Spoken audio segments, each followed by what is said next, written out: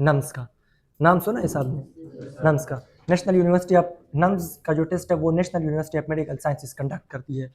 ये आर्मी के अंडर है, ये यूनिवर्सिटी आर्मी के अंडर है।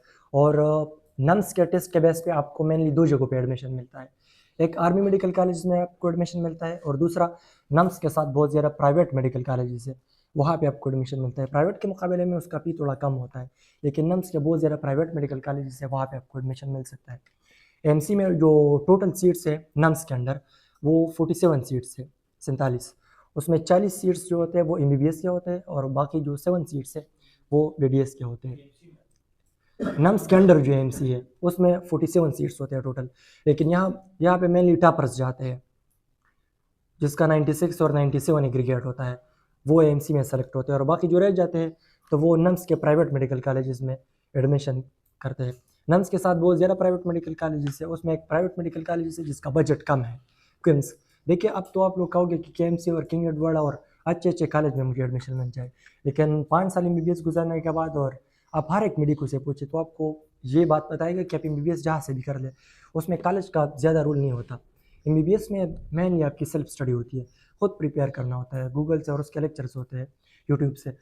एमबीबीएस में कॉलेज का कोई रोल नहीं होता, तो ज़्यादा कॉलेज के पीछे पागल ना हो जाना। कुछ स्टूडेंट ये गलती करते हैं, उसको एक मेडिकल कॉलेज में एडमिशन मिल रहा है, वो कहते हैं नहीं ये तो किंग एडवर्ड और केएमसी नहीं है, ईयर ड्रॉप करते हैं। फिर नेक्स्ट ईयर जब वो एडमिशन करते हैं तो उसको रियलिटी का पता चल जाता है कि मेडिकल कॉलेज का आपकी पढ़ाई में कोई रोल नहीं है।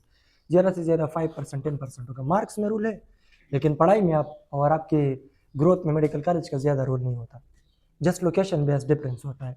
सो इसको ना सोचे कि ये प्राइवेट मेडिकल कॉलेज है और ये गवर्नमेंट मेडिकल कॉलेज, तकरीबन सब सेम होते हैं, डिपेंड करते हैं आप पे और आपकी स्टडी पे।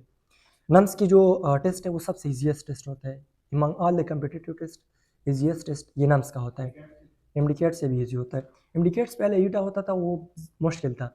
अब 2021 के बाद हमारे टाइम में पहला टेस्ट था तो थोड़ा मुश्किल बनाया था, फिर उसके बाद जितने टेस्ट आते हैं तो वो आसान बनाते हैं। आसान नहीं बनाना चाहिए, क्योंकि ये है कम्पिटिटिव टेस्ट, और कम्पिटिटिव टेस्ट इसलिए लिया जाता है कि इसमें से चंद स्टूडेंट्स को, वो स्टूडेंट जो कैपेबल है, जो कम्पीट कर सकते हैं, वो आगे आ जाए।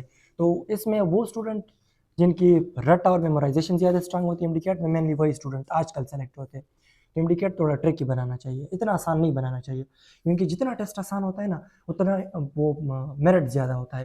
फिर 95 और 96 एग्रीगेट पे लोग सेलेक्ट होते हैं, 90 to 95। सो सबसे ईजीएस्ट टेस्ट वो नम्स का है।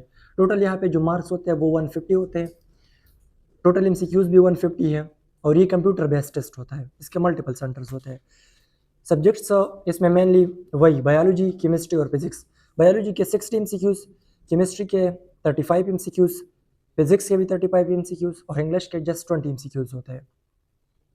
नम्स में जिस तरह की में 0.25 नेगेटिव मार्क्स होते हैं, नम्स के टेस्ट में नेगेटिव मार्क्स का कंसेप्ट नहीं होता, जिस तरह एमडीकेट है इसमें नेगेटिव मार्क्स नहीं होते। बेटर इज दैट जितने एमसीक्यूज है सबको सॉल्व करें। इसकी अप्लाई जुलाई से लेकर अगस्त के ड्यूरेशन में स्टार्ट होती है, तो इसकी अप्लाई को मिस ना करें, हर एक टेस्ट को ट्राई करें। एटलीस्ट एक्सपीरियंस तो मिल जाएगा ना अगर एडमिशन नहीं लेना। और इसका जो एग्जाम है वो एमडीकेट से या पहले या बाद में, सितंबर टू अक्टूबर।